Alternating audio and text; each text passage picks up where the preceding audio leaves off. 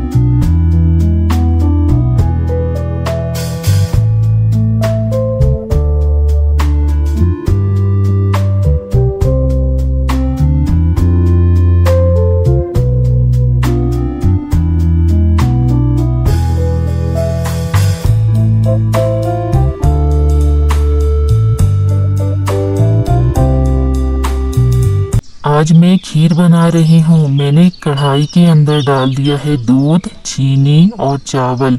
इसको खूब अच्छे तरीके से पकने देते हैं जब तक कि ये अच्छे तरीके से गाढ़ा नहीं हो जाता, तब तक हम इसको पकाएंगे।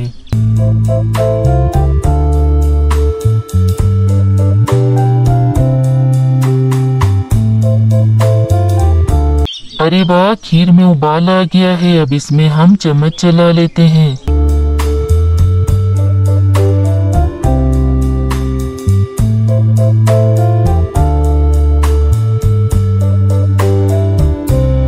लो भाई, खीर तैयार हो गई है। अब इसे छोटे बाउल में निकाल लेते हैं।